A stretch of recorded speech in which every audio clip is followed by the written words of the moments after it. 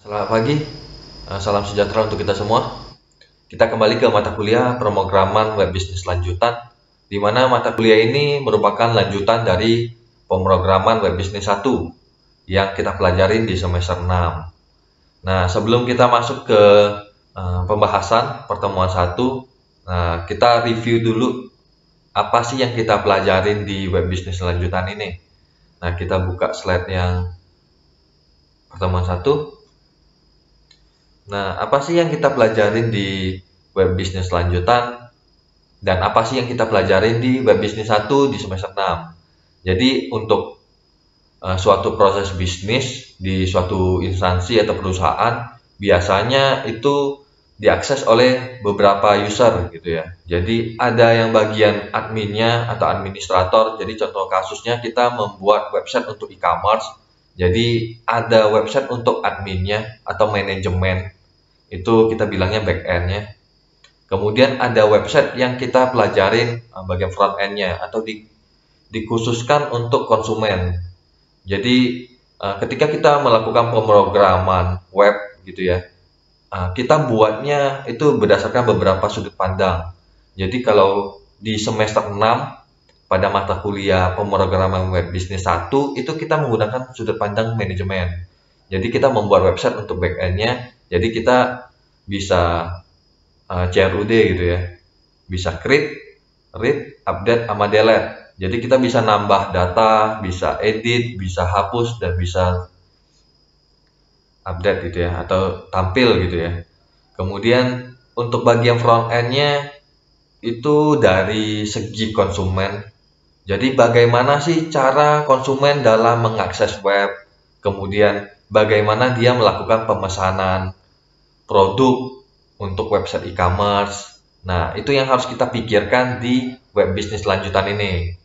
Oke, jadi sebuah website itu terdiri dari beberapa user, dan untuk kasus e-commerce itu minimal ada 2 user. Yang pertama itu untuk manajemennya atau adminnya, kita buat di mata kuliah kita yang lalu. Kemudian pada web bisnis lanjutan kita buat dari segi konsumennya. Oke, jadi kita bisa melihat website-website e-commerce atau marketplace yang terkenal. Jadi di sini adalah halaman front end-nya. Jadi si user atau si konsumen dapat memesan produk, kemudian memasukkannya ke keranjang. Kemudian ketika kita udah masukin ke keranjang, kita dapat melakukan check out atas belanjaan tersebut gitu ya, check out gitu ya. Nah, hal yang sama juga kita pelajarin di web bisnis lanjutan ini. Jadi kita melakukan pembuatan website yang kita buat dari segi konsumennya. Jadi website yang harus kita buat itu harus simple, mudah digunakan, dan ada rentetan proses bisnisnya. Jadi dimulai dari home atau produk, kemudian kita memasukkannya ke keranjang, kemudian kita melakukan check out, kemudian kita melakukan konfirmasi pembayaran seperti itu. Jadi yang perlu kita lakukan adalah kita harus menganalisa proses bisnisnya tersebut. Oke, nah itu yang kita pelajarin di pemrograman web bisnis lanjutan ini. Dan setiap instansi itu mempunyai proses bisnis yang berbeda-beda. Jadi ini tugas kita sebagai analis dalam menganalisa proses bisnisnya. Kita buat dalam bentuk IRD, kemudian kita mentransformasikannya menjadi sebuah website kayak gitu ya. Jadi prosesnya cukup panjang. Jadi kita melakukan pembuatan website dari segi konsumen, nanti kita gabungkan dengan website yang telah kita buat di semester kemarin di mata kuliah pemrograman web bisnis 1, dan kita akan mendapatkan sebuah kesatuan website gitu ya. Jadi ada segi konsumennya, kemudian dari sisi admin atau segi manajemennya pun dapat melakukan pemantauan atau pengecekan apakah pembayaran tersebut udah diterima atau belum, dan ketika udah diterima maka dilakukan proses pengiriman barang kayak gitu ya. Jadi ada pengaliran datanya, jadi dari front end ke back end, nanti dari back end pun setelah dikirim nanti si konsumennya dapat melihat nomor resinya gitu ya. Jadi dia saling terkait antara dua website tersebut. Oke, saya harap penjelasan ini dapat dicerna gitu ya, dapat dipahami. Kalau ada yang mau ditanyakan, kita bisa diskusi di dalam grup WhatsApp gitu ya, ataupun di Classroom. Dan sebelum kita masuk ke pertemuan satu, jadi sebelum kita masuk ke materi web bisnis lanjutan, kita harus melakukan prepare dulu atau mempersiapkan laptop kita supaya dapat melakukan ngoding ataupun menjalankan website tersebut.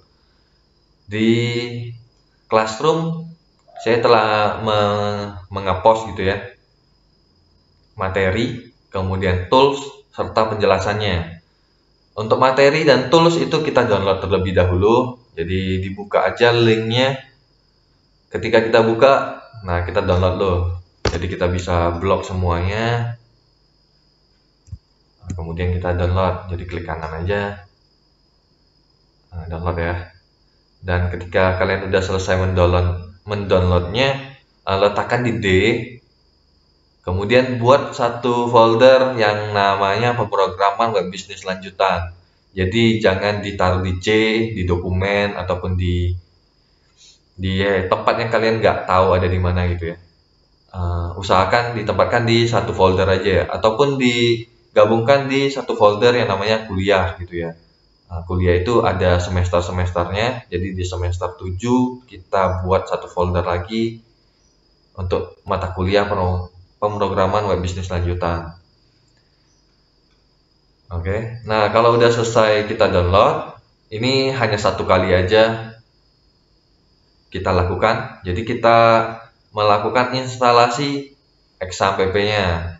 Jadi XAM itu kalau udah diinstal di pemrograman web bisnis 1, itu kita nggak perlu lagi lanjutkan. Jadi ini untuk yang laptopnya belum ada XAM. Kemudian yang install ulang, nah kita install lagi nih XAM sama Sublime-nya. Oke, jadi di download, nanti di double klik aja, habis itu di next aja ya. Jadi ini sangat gampang sekali. Jadi kita tinggal buka aja toolsnya. Jadi kalau kita mau install, tinggal next saja. Jadi contohnya kayak gini, ya saja. Nah kita tunggu, ini cukup lama. Nah, jadi kalau dia ada pertanyaan, dibaca aja dulu. Kemudian kita next saja. Kemudian di mana kita mau melakukan instalasinya. Jadi ada sebagian yang installnya di C, ada juga yang installnya di D atau di E. Oke. Kemudian kita next saja. Kemudian kalau kita udah pernah install, mau install lagi gitu ya, maka kita jangan di tempat yang sama. Jadi contohnya di C udah ada nih. Contohnya ya. Maka kita nggak boleh memberi nama yang sama gitu ya. Jadi kita boleh tambahin angka 2 ataupun tambahin huruf, contohnya new gitu atau yang baru gitu ya. Nah, habis itu di next aja. Nah, kalau udah selesai, jangan lupa dibuka materinya yang pertemuan 1. Jadi di sini ada penjelasan, itu YouTube. Jadi kita bisa buka di sini ada pertemuan 1 sampai 13. Di mana pertemuan 1 sampai 3 itu kita masih online gitu ya. Jadi ketika kita masuk ke offline di pertemuan 4, maka saya akan menjelaskan lagi. Jadi kalian boleh coba terlebih dahulu. Jadi waktu kita review lagi atau kita cross check lagi di kelas di lab 4 ya, maka itu nggak terlalu banyak kerjaan yang harus kalian lakukan dibandingin kita harus ngetik lagi dari awal gitu ya. Demikianlah pendahuluan, jadi prepare, jadi disiapkan terlebih dahulu materi dan toolsnya, diinstal toolsnya ya. Jadi toolsnya ada 2 yang harus diinstal, XAMPP sama Sublime satunya. Jadi kalau kalian udah install, maka ini boleh dilewatkan.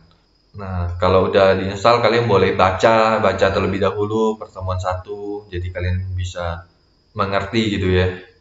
Dan ini akan saya jelaskan lagi di kelas. Nah, mungkin ini udah lupa gitu ya. Walaupun ini menggunakan konsep yang sama. Jadi kita menggunakan framework coordinator.